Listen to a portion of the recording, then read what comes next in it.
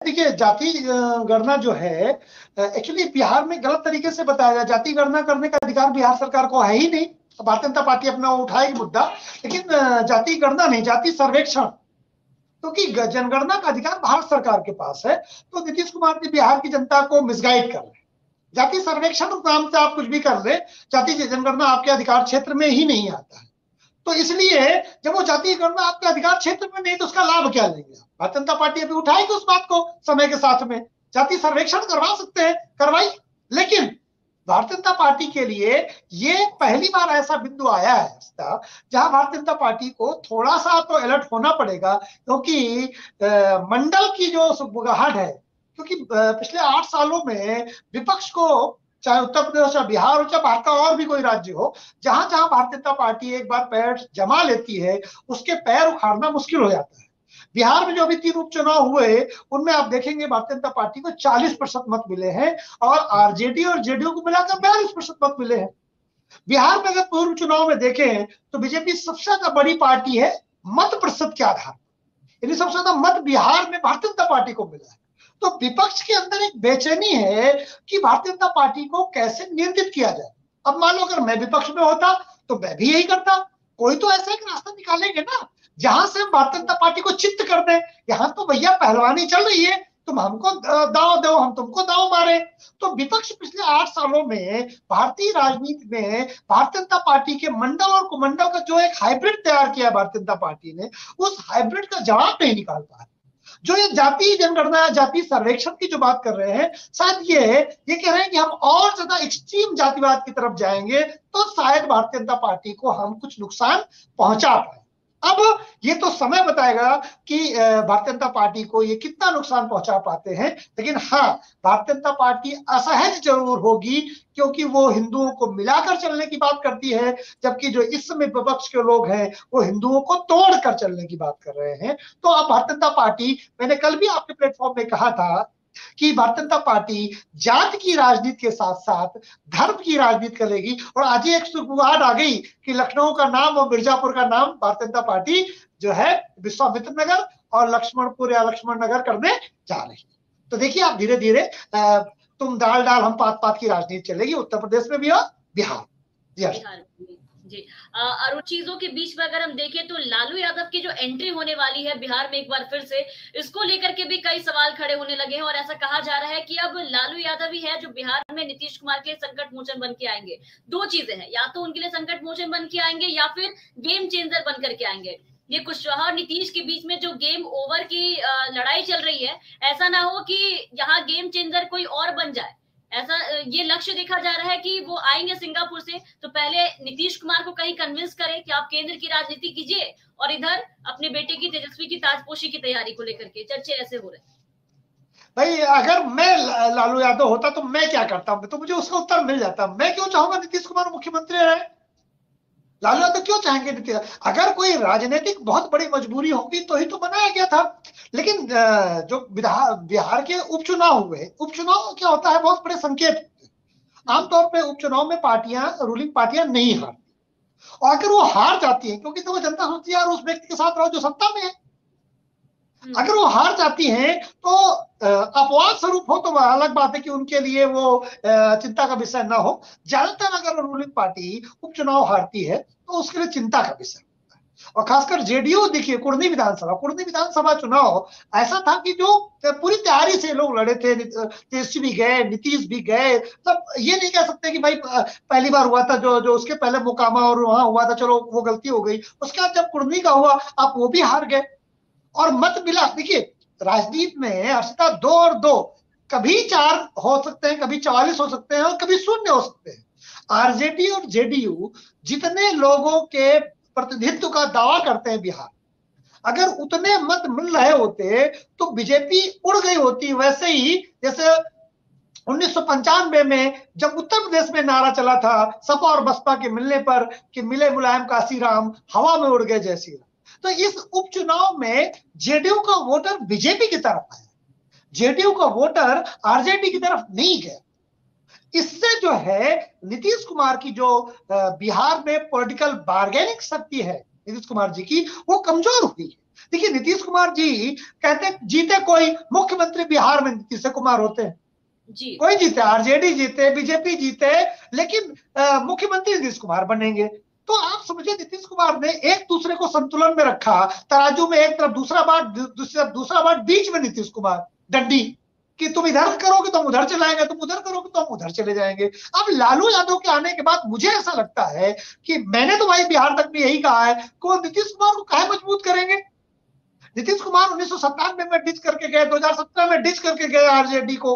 ऐसा तो है नहीं कि आरजेडी से तो बहुत ईमानदार रहे। तो लालू यादव जी तात्कालिक रूप में भले वो फौरी तौर पर बाह्य रूप से आपको दिखाई देगी, कुशवाहा को मैनेज कर दिया, नीतीश कुमार को कर दिया, लेकिन आप देखेंगे कि होली के बाद वास्तविक खेला लालू यादव जी नीतीश कुमार जी के साथ खेलेंगे। और मैं तो कई बार कह चुका हूं कि 2024 में मैं नीतीश कुमार को बिहार का मुख्यमंत्री नहीं देख पाता, तेजस्वी यादव नए मुख्यमंत्री बिहार के।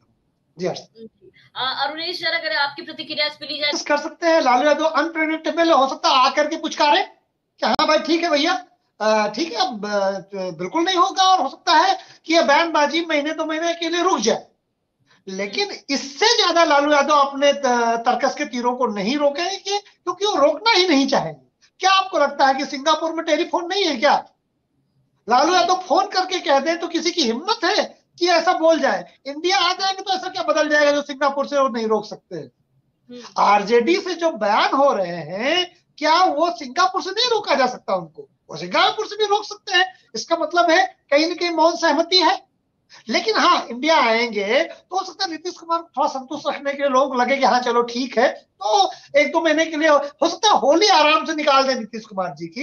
लेकिन मुझे लगता है जो बड़ा परिवर्तन है बिहार में, वो अब खेला हो गए बंगाल से चल के बिहार में आएगा, और सत्तारूढ़ दल ही एक दूसरे के खिलाफ खेला करेंगे। रही बात भारतीय जनता पार्टी की, भारतीय जनता पार्टी तो अपना दूर बैठे, अपना आगे में हाथ देखेगी। वो चाह रही है, मतलब मैंने पहली बार देखा भारतीय जनता पार्टी का एक चरित्र, कि अगर वो भी कौन सा ज्यादा सीटों से दूसरे नंबर में 2-4-5 सीटों से कम है आरजेडी से, तो अगर जेडीयू को तोड़ दे तो वो खुद भी सरकार बना सकते हैं।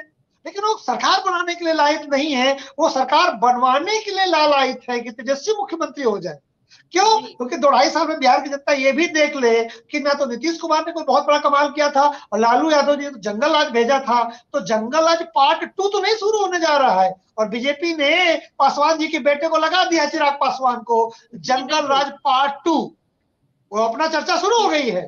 तो वो बीजेपी अपनी गोटी सेट कर रही है। 2025 में भारतीय जनता पार्टी अपना मुख्यमंत्री लाएगी, और मुझे तो कभी कभी लगता है कि 2024 के बाद चिराग पासवान भारतीय जनता पार्टी में हो सकता मिल जाए, और चिराग पासवान जी भारतीय जनता पार्टी के तेजस्वी यादव के अगेंस्ट में एक दलित मुख्यमंत्री के चेहरे भी के रूप में भी आ सकते हैं। मुझे कभी कभी ये भी अंदाजा लगता है। जी बिल्कुल। जिस तरीके हमारे तमाम दर्शक भी हमारे साथ जुड़े हुए हैं, और लगातार उनके भी जो सवाल है वो उठाने के लिए कमेंट कर रहे हैं यहाँ पर। बिल्कुल आपके सवाल भी उठाएंगे, और ये सवाल आलोक सर से ही है। ये सवाल स्क्रीन पर है हमारे, आप ये सवाल देखिए। सौरभ यादव है जो लिख रहे हैं कि चिराग पासवान का विचारधारा भी है आलोक जी, या बिना विचारधारा के ही पार्टी बनाकर और मनुवादियों से हाथ मिलाए बैठे हैं, हनुमान जी बने हैं? आलोक सर देखिए, चिराग पासवान की अगर पार्टी की विचारधारा नहीं होती तो 5 या 6 सांसद कैसे होते? 6 सांसद थे, और उनके पिता इतने लंबे समय तक दलितों के लिए राजनीति करी। और मनवादी विचारधारा कोई संविधान विरोधी विचारधारा तो है नहीं, उसमें कुछ कमियां हो सकती है, ठीक है। और भारतीय जनता पार्टी मनवादी विचारधारा को रिप्रेजेंट करने वाली नहीं है। इस समय भारत में भारतीय जनता पार्टी में सबसे ज्यादा ओबीसी सांसद हैं, सबसे ज्यादा मिनिस्टर हैं। ओबीसी ही भारतीय जनता पार्टी को चला रहे हैं, ब्राह्मण नहीं चला रहे हैं, ठीक है, नमनवादी चला रहे हैं, क्षत्रिय चला रहे हैं। इसलिए भारतीय जनता पार्टी को ब्राह्मणवादी पार्टी कहना या क्षत्रिय बनियावादी पार्टी कहना, ये तब की बात है, 3 दशक पहले की बात है। एक समय कहा जाता था कि जो भारतीय जनता पार्टी है वो ब्राह्मण बनियों की पार्टी है। फिर आया कि भारतीय जनता पार्टी ओबीसी और ब्राह्मण बनियों की पार्टी हुई। फिर भारतीय जनता पार्टी आगे बढ़ी तो ब्राह्मण, बनिए, ओबीसी, दलित, और अब पसमानदा मुस्लिम। तो भारतीय जनता पार्टी अपने कैनवस को लगातार, बिहार तक में भी मैं बहुत बार कह चुका हूँ, यूपी तक में भी बहुत बार कह चुका हूँ कि भारतीय जनता पार्टी अपने छतरी को, अपने कैनवस को इतना बड़ा कर रही है कि उसमें हर तरह के रंग समा जाए। अब वो ब्राह्मण बनियों के अकेले पार्टी नहीं रही रहेगी। चिराग पासवान की बात कल मैंने बिहार तक में कहा था कि तेजस्वी यादव और चिराग पासवान में एक को चुनना हो तो व्यक्तिगत में मेरे लिए दोनों बराबर है न्यूट्रली, लेकिन व्यक्तिगत रूप से मैं चिराग पासवान को चुनूंगा मुख्यमंत्री के रूप में। ज्यादा पढ़े लिखे हैं, ज्यादा डायनेमिक हैं, ज्यादा सॉफ्ट स्पोकन है और अपने दम पर कर रहे हैं। अपने पिता की मृत्यु के बाद, छोटी पार्टी होने के बाद बिहार में वही इकलौते व्यक्ति थे जो अकेले चुनाव लड़ सकते थे, लड़े उन्होंने। कोई भी पार्टी बगैर गठबंधन के चुनाव लड़ने की शक्ति नहीं रख पा रही है, सबने गठबंधन बना करके चुनाव लड़ा था। और तेजस्वी यादव की तुलना में कहीं ना कहीं ऐसा हो सकता है कि चिराग पासवान बिहार की एक पसंद के रूप में आए और शायद बिहार को पहला, अगर मेरी जानकारी गलत नहीं है तो पहला दलित मुख्यमंत्री मिलने जा रहा है, और नहीं तो कम से कम पहला यंग डायनेमिक दलित मुख्यमंत्री तो मिलने ही जा रहा है।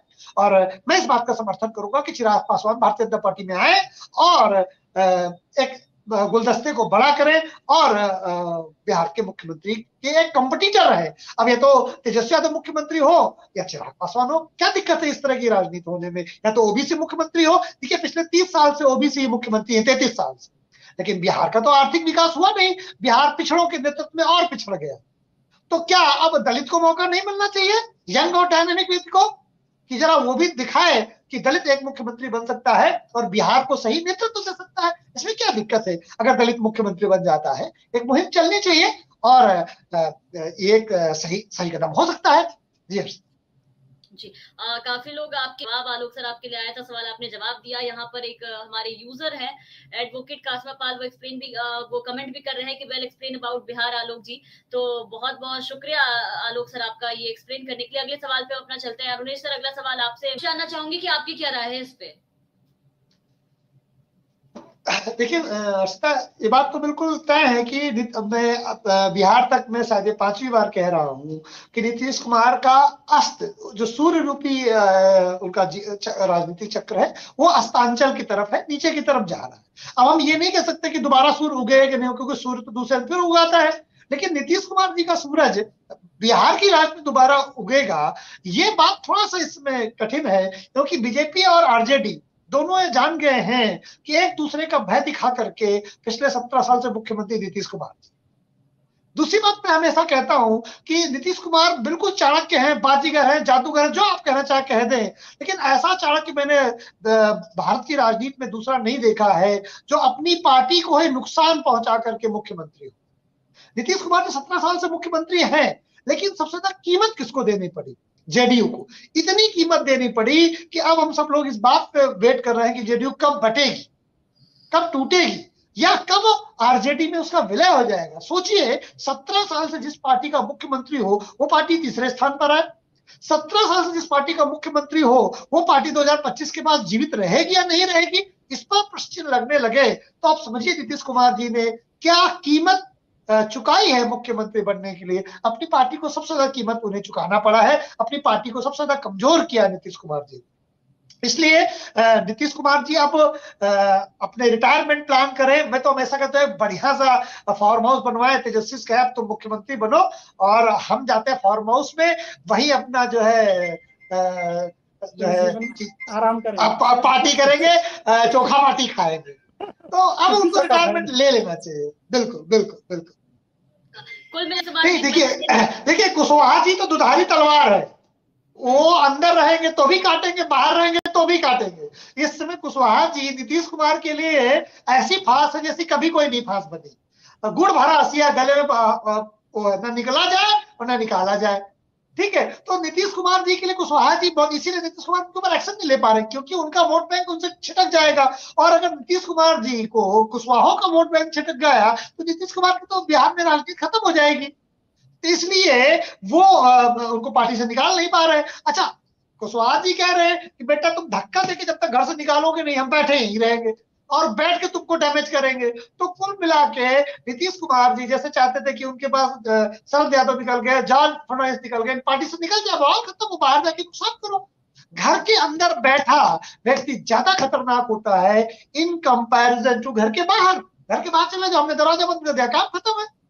तो जो कुशवाहा जी हैं वो इस समय नीतीश कुमार के लिए बहुत खतरनाक स्थिति क्रिएट कर रहे हैं। और नीतीश कुमार जी को शायद ये समझ में नहीं आ रहा है कि कुशवाहा जी से कैसे, उपेंद्र कुशवाहा जी से कैसे टैकल करे, कैसे इनको मैनेज करे। क्यों? क्योंकि वो पार्टी छोड़ के चले जाए, समस्या सॉल्व हो जाए। वो पार्टी छोड़ नहीं रहे और हर दूसरे तीसरे में एक बढ़िया नया सिगुफा छोड़ते हैं, प्रेस ब्रीफिंग करते हैं, मीडिया में आते हैं और हर बार नीतीश कुमार जी को असहज करते हैं। तो ये स्थितियां जो बन रही है वो नीतीश कुमार जी के लिए तो कम से कम फेवरेबल नहीं है। और मैंने कई बार कहा कि बिहार दो दल की तरफ, दो पार्टी सिस्टम की तरफ जा रहा है। एक का नेतृत्व तो आरजेडी करेगी और दूसरी पार्टी जो है बीजेपी होगी। तेजस्वी यादव एक तरफ से नेतृत्व करेंगे और दूसरी तरफ से बीजेपी का नेतृत्व भी आना बाकी है। फिलहाल मोदी जी के नाम पर बिहार में बीजेपी का चला है।